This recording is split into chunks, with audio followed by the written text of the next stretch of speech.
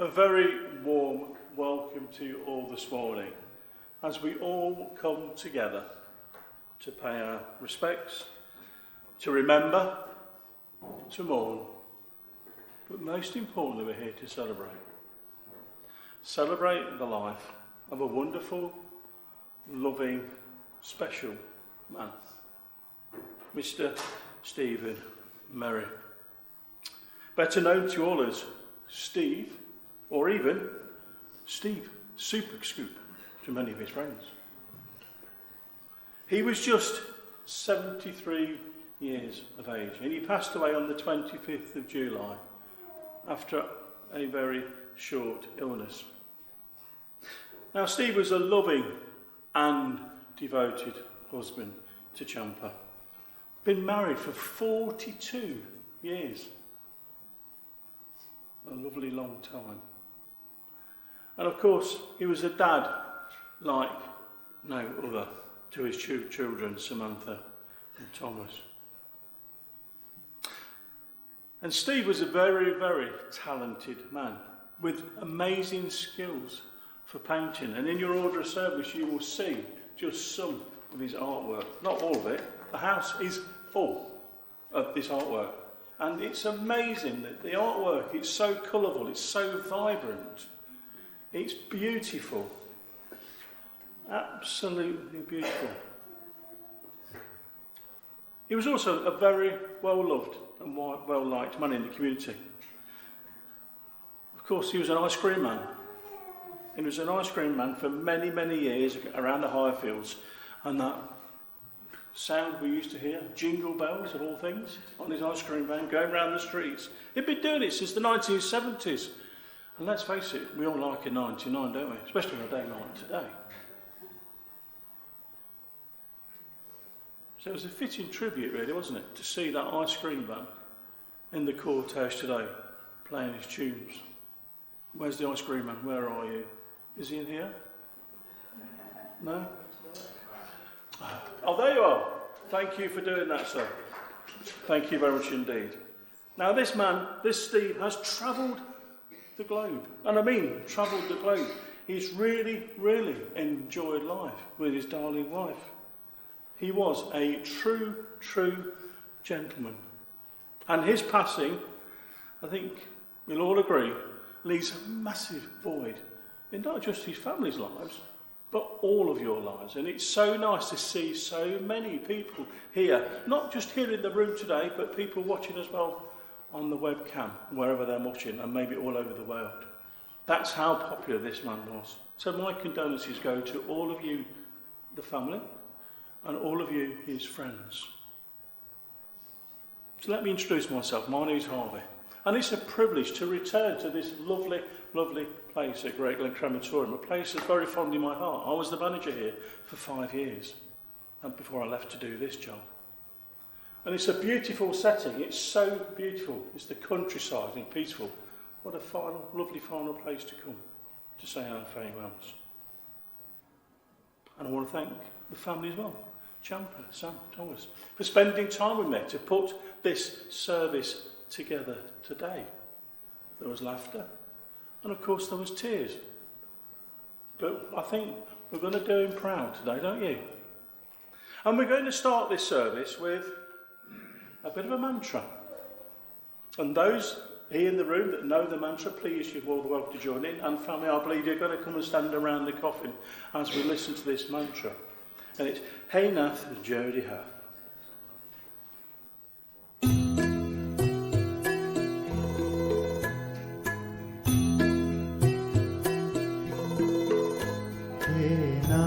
जोड़ी हाथ पाए प्रेम थी सौ मांगिए शरणों में साचूं तमारू हृदय थी मांगिए जे जीव आव्यो आप पासे चरण मां अपनावजो परमात्मा हे आत्मा साची आप जो परमात्मा ए आत्मा ने शांति साची आप जो वही कर्म ना योगे फरी जे फूल माए अवतरे त्या पूर्ण प्रेमे ओ प्रभु जी आपनी भक्ति करे लख 84 बंधनों ने लक्ष्य मालय कापजो परमात्मा ए आत्मा ने शांति साची आप जो परमात्मा ए आत्मा ने शांति साची आप जो सुसंपत्ति सुविचार ने सत्कर्म नो दैवार सो जन्मो जन्म सत्संग थी किरतार पार उतार जो आलोक ने परलोक मां तब प्रेम रग रग व्याप जो परमात्मा ए आत्मा ने शांति साची आप जो परमात्मा ए आत्मा ने शांति साची आप जो मळे मोक्ष के सुख स्वर्ग ना आशाओ रे देवी नथी जो देह दुर्लभ मानवीनो भजन करवा भावतु साचू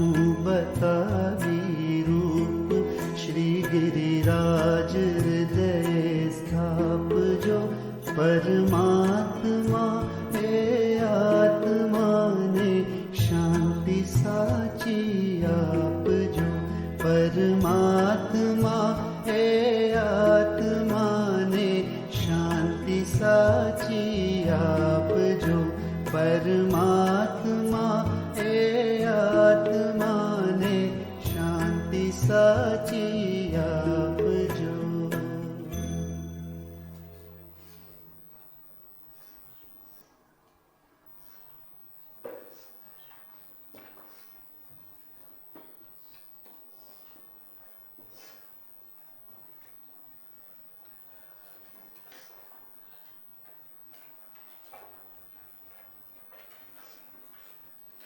Thank you.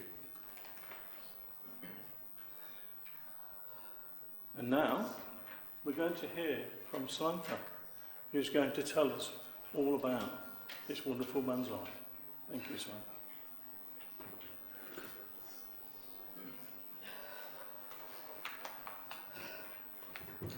This is a terrible idea.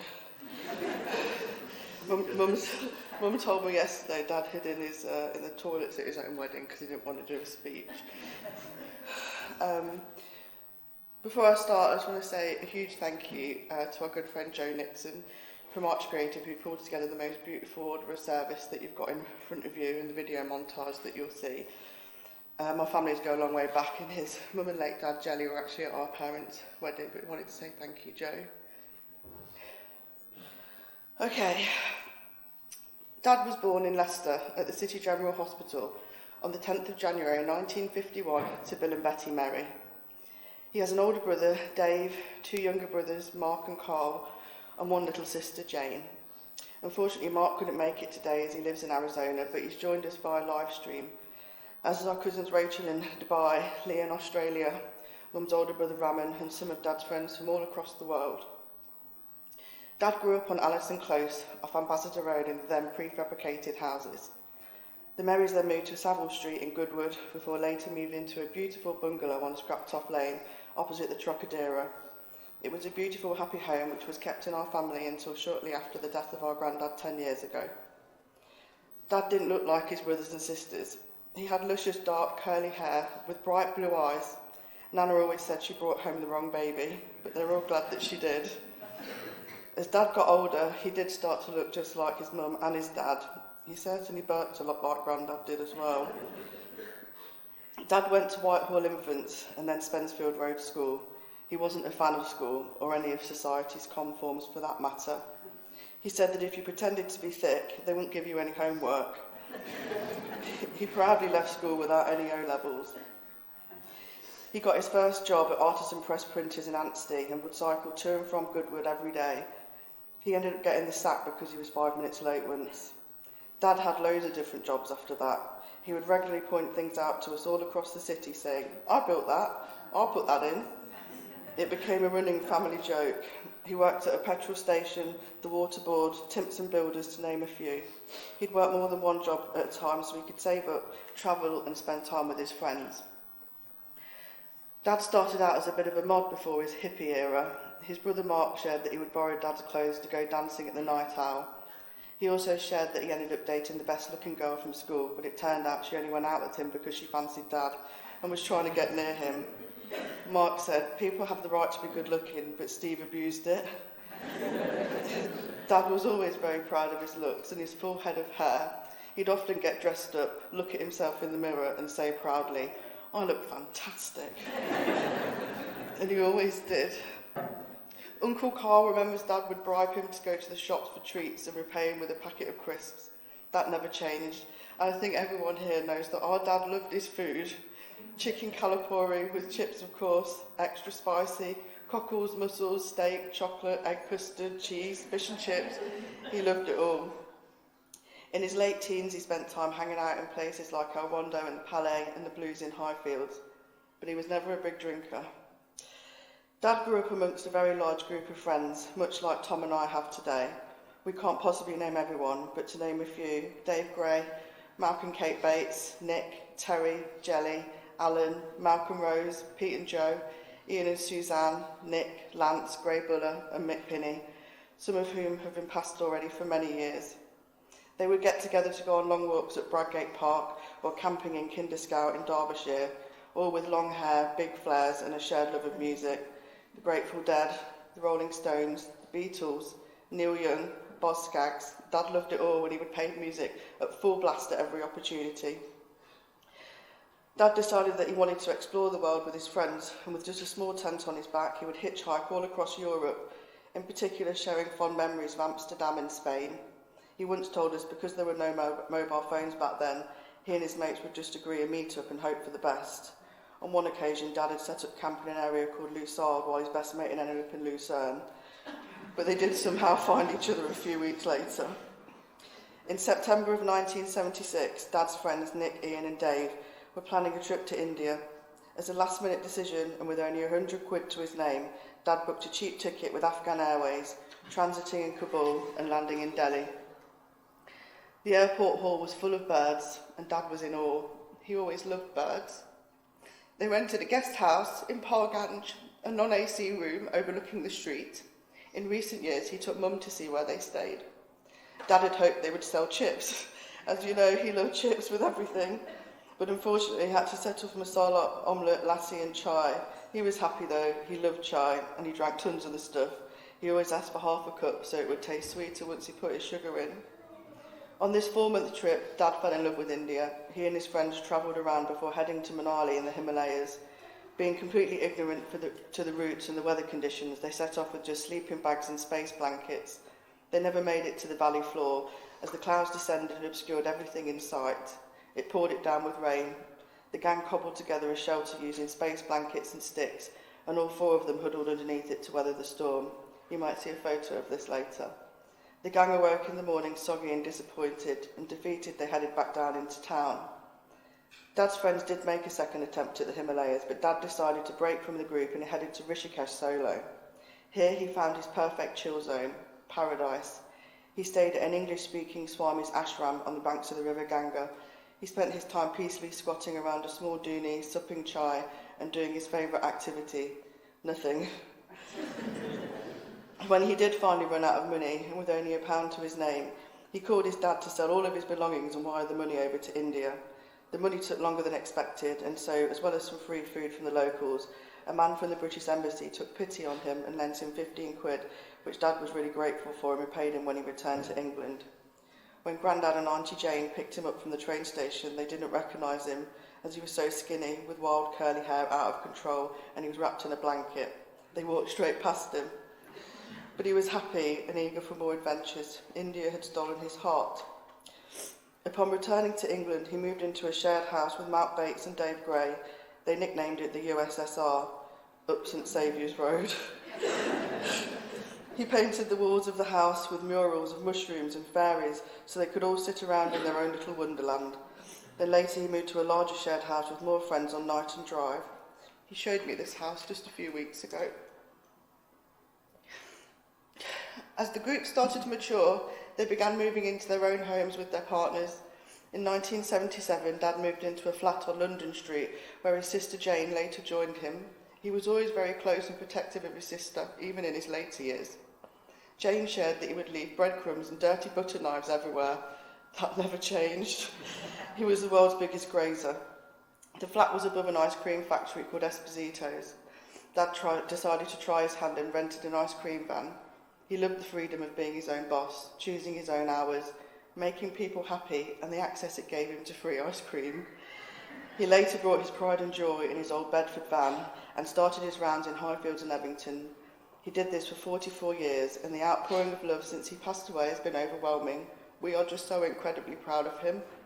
His kindness, his sense of humour, his love of music, and his smiley disposition shone out in those messages, which attracted the attention of the local MP, who was a previous customer, the Leicester Mercury, the Guardian and the BBC, who have published such beautiful tributes to him. The impact he had on the community is huge, and he'll always be remembered as a Leicester legend. Dad always said, if you love your job, you never have to work a day in your life. And he loved his job. He also used to say, if you want a Merc, you've got to go to work. Well, he didn't actually want a Merc, which is Dad all over. He was never interested in material things and was much more focused on being happy and doing the things he loved with the people he loved, something we could all take leave from. Dad was also an incredible artist. Our home is full to the brim with his artwork. He was always quite modest about his talent and saw it more as a hobby, but his work speaks for itself. In December last year, he won an award at the Open Exhibition at Leicester Museum. I collected this award on his behalf as he and Mum were away in Goa for the winter. Dad's work is currently being exhibited at the LCB depot in town, so please, if you get time, go down and see it displayed. Around 1979, Dad met our mum Champa, an unconventional love match with Dad being English and Mum being Indian. They were worried about what the family would say, but Mum's family fell in love with Dad too. They welcomed him as a son and as a brother. Bar and Papa would make him food and take it out to him whilst on his ice cream rounds. And Dad loved them back too. The first time Mum went to his flat where he lived with Jane, she immediately headed for the kitchen and started washing up the dirty pots. He said there and then that he knew that she was the one. Mum and Dad fell completely in love and ran away to get married in 1981 at Pocklington's Walk Registry Office. They hired a double-decker bus to the reception at the Lively Lady on Ethel Road and hired a band called Diesel Park West. They honeymooned in London, got a small place in Highfields before moving to Leopold Road in Clarendon Park, where they remained. In 1982, Mum became pregnant with me. Mum said Dad was so happy and excited. He always dreamed of being a dad. On the 7th of October, exactly one day before their first wedding anniversary, I was born, closely followed by my brother Tom 16 months later in January 1984. One of each. Dad's dreams had come true. He loved being a dad, and he came to life. He spent more time than most dads raising us kids, as Mum worked shifts at British Telecom. Our lives were full of love and music and friends. Every summer, we would go camping at Caister-on-Sea with his friends' kids, Mary and Claire, and Matt and Ben. Then more camping at Blackrock Sands in Wales and Butlins every October. But our parents never wanted to pay for 2 kids, so every year me and Tom would have to take it in turns to hide under a duvet as we arrived in the carpet check-in. Holidays weren't simple, as Dad's car always seemed to break down at the worst time. At one point, our family were renowned for arriving at our destination on the back of an AA tow truck. When we got older, we started holidaying in Spain and Greece. Dad loved a private villa with views of the countryside or the beach, where he could birdwatch with his binoculars. And we aren't just talking about the flying sort. Dad was always playing practical jokes on us. Tom once said he was halfway down the street and Dad called him back with urgency. And when Tom got back to the door, he just said, "I just wondered how far you would have got if I hadn't called you back." If me and Tom were in our rooms, he would shout us to come downstairs in a hurry. And when we did, and we said, "What do you want?" he'd just turn around and say, "Get stuffed." He still rang us and texted us that phrase up until recently. Once Tom and I had grown up, and after the death of Dad's mum Nana and Mum's mum Bar, within weeks of one another, plus a number of their closest friends, Mum and Dad decided that life was too short and started travelling to India. Over the next 22 years, they would spend between 4 to 6 months of the year between Kerala, Goa, Hampi, Pushkar and Rishikesh. They really were living the dream. They long-term rented some incredible homes with views of the ocean or the salt lakes of Goa. Dad would personalise the walls with his paintings to make it feel like home. The only reason they never moved there on a permanent basis is because they missed me and Tom too much. Dad always told everyone that Tom was his best mate, and he and I had an incredible father-daughter relationship. As Dad got older, they gave up their rentals for apartments close to the hustle and bustle of life. Their apartment in Goa has the most beautiful roof terrace which Dad would love to relax on listening to music. They spent good times with great friends that they met along the way, including Pat and Bev, Tim, Tony, Mike and Doreen, Dawn and Wayne, to name a few. I know some of you are here today, thank you. Dad retired in 2017 following his heart attack. When he emerged from the hospital, he was in awe of how the trees and the birds looked even more beautiful and colourful now that he had a second chance at life. You'd think his heart attack would have slowed him down, but in fact it made him treasure each and every day the more. We had 7 really good years, extra years following that. Dad always said he was the luckiest man alive. Tom and I would spend time with Mum and Dad every year. Every year we would fly out and take our friends with us who enjoyed spending time with Stephen Champs in their second home. Dave, Nathan, Isabel, Rachel, Tom, Bandy, Lee, Amy, Leanne, Nicola and Alison. And this year Tom and his partner Charlotte spent several weeks in Goa with Mum and Dad celebrating Tom's 40th birthday, memories that we will cherish for an eternity. Dad was also really close to our friends, in particular Dave Marlen and baby Indy, who are a part of our family, and they have been a huge support to us over the past few months, and we are so grateful to have them in our lives. A couple of days before he passed away, we were walking on the park, and an old customer recognised him from the ice creams immediately and called him an absolute legend. That really put a smile on Dad's face. We then went to Queen's Road for a coffee before meeting Tom, Dave, Marlen and Indy at the Donkey for a few drinks and some live music. Dad was fit and well and full of life and his well-renowned good looks right until the end. He always said that when it was his time to go, he didn't want to linger and he wanted to go out on top. He was very open with me and told me just a few weeks ago that he's had an incredible life and he had no regrets. Dad had a huge personality and an incredible sense of humour, but what's on the brightest was his kindness. He liked everyone and he just wanted everyone to get on. He genuinely wouldn't have hurt a fly, and he'd even fish little flies out of his tea and try and bring them back to life. He was always sad if he couldn't and would say, "Oh, poor little thing." Dad really loved our mum, the love of his life. Their love was a one-off for all of us to see, and our hearts are broken for her. And Dad loved me and Tom with all of his heart. We never doubted it for a second. We were everything to him, and he never let us down. He never disappointed us, and he was the most perfect husband and father that we could ever have wished for. Our hearts are broken as he leaves such a huge hole in our lives, but we know that Dad would want us to go on and live and love life as wildly as he did. And once the grief lessens, that is exactly what we intend to do, and we won't let you down. We never expected Dad to go so soon, but he went like he wanted, on top, looking fantastic, and with Mum, Tom and me by his side. We were with him until the very end, as we always were in life, and we love him, we always will, and we know that one day we'll be together again. We want you all to remember Dad, Steve, for his cheeky sense of humour, his love of food, his love for his family, his love of music and art, his love of India, but most importantly, his kindness. In his memory, value the people around you, take your life by the reins, love with all your hearts and always act in kindness. Or get stuffed.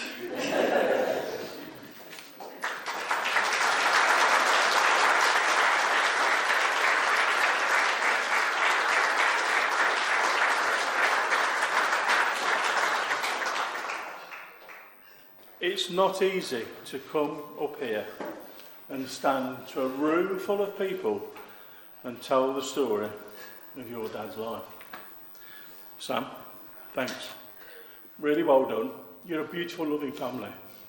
And I forgot to mention you was baying at the beginning, but you've already done that now. So thank you for sharing those memories. And I'm sure there are lots more memories in this room which you must continue to share as you go through the rest of the day. So thank you for sharing those words. And we're going to take a break now, and we're going to watch a presentation on the screens put together by the family. And I think you'll enjoy this. So please sit back and enjoy this display.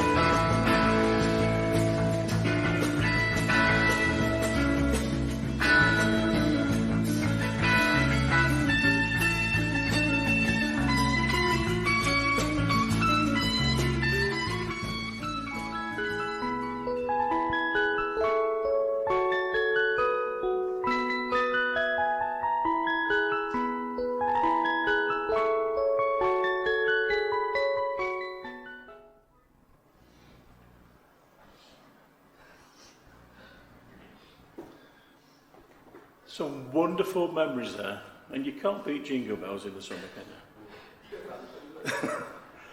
Thank you for sharing those wonderful memories. You've had such a wonderful life together. Really treasured memories. Please hold them dear to you. And you'll see now the picture's changed as well. We've got his second picture up. He really did enjoy life, didn't he? He really did. So I'm going to read a poem now.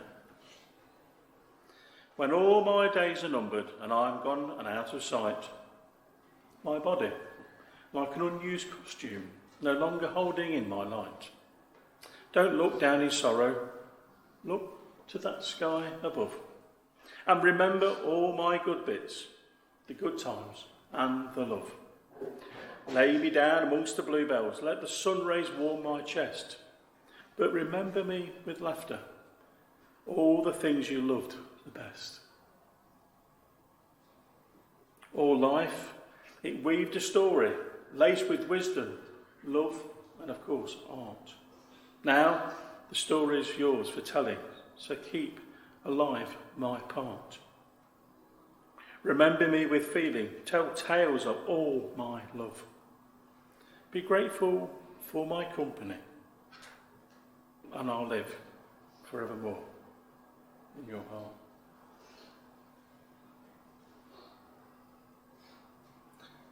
Beautiful poem. Beautiful poem. So let's just have a moment of silent thought, your own thoughts on what Steve means to you. And then we'll be saying farewell.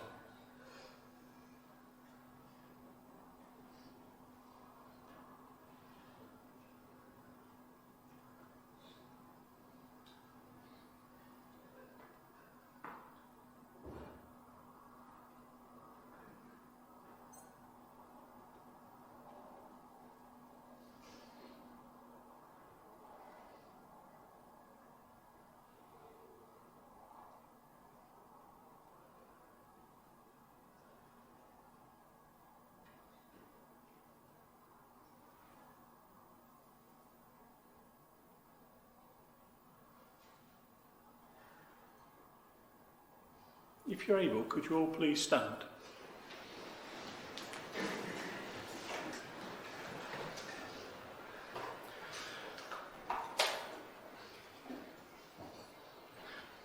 I'd like the memory of me to be a happy one. I'd like to leave an afterglow of smiles now that my life is done. I'd like to leave an echo whispering softly down the ways of happy times, of laughing times, and bright and sunny days. I'd like the tears that those who grieve to dry before the sun, of happy memories that I leave now that my life is done. And when you look up into that sky tonight, you will see a sky full of stars. But there'll be one bright, new, shining star, and that will be Steve looking down on you all. We thank you, Steve, for all of the memories you have made and shared, and we will never forget.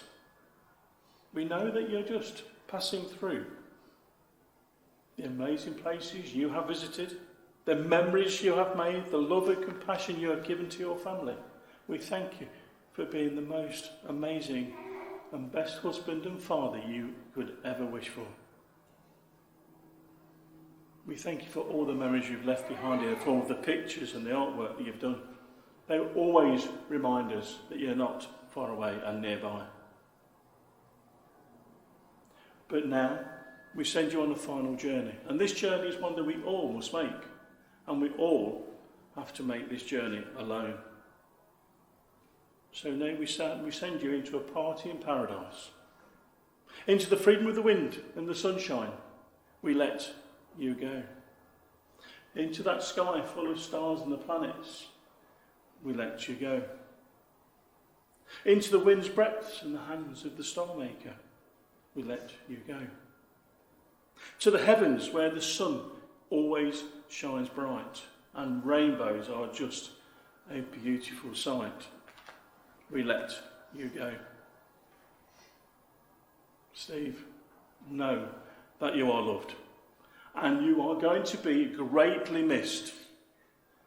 But go safely, go graciously, look over your family and friends, guide and protect them until we meet again. Keep on trucking, Steve. Keep on trucking. Om Shanti, Shanti, Shanti. Om.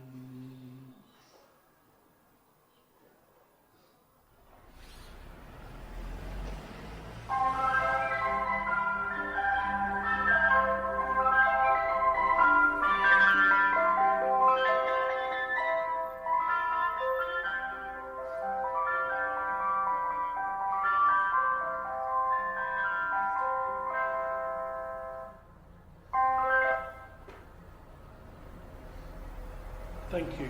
Please be seated.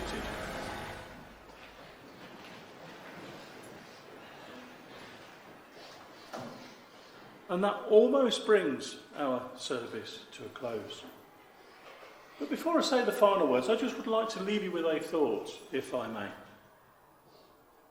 When we come into this world, with nothing, with that tiny little bundle of joy, that little baby.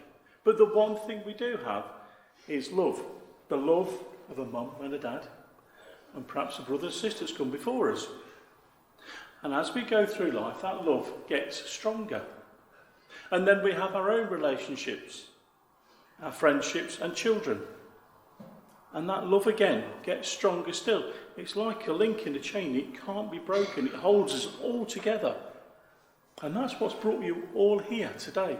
The love of this wonderful, beautiful, gracious man. And then at some point in our lives, none of us know when, again we have to leave. And we leave with nothing.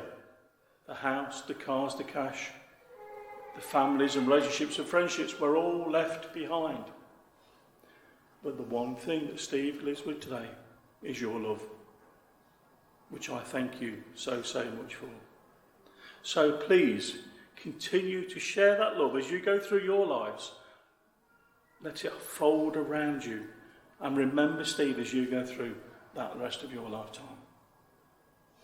Death leaves a heartache that no one can heal. I know that. It's really, really hard for you all. But love leaves a memory, a special memory that no one can steal. So thank you for coming today in joining the family to say this loving farewell. Thank you for all the cards and messages and flowers. The support's been absolutely amazing. Thank you so much. It has been really, really appreciated. The outpouring of grief has just been so warming. Should you wish to donate in memory of Steve, then please choose a charity of your own choosing. There's not a collection here today, but I'm sure there's a charity close to your heart that you would like to give something to. And that's Steve's gift to you. Please share with whichever you wish. And now you're invited back to the New Road Inn on Welford Road, where you must continue to share those memories. Have some light refreshments, but memories are there to be shared. And if we don't share those memories, they're forgotten. I don't think we need to forget this man, do we? What a man. So thank you. Thank you for today. Jai Shri Krishna. And we're now going to leave to the last piece of music, the Flying Bird Anoma.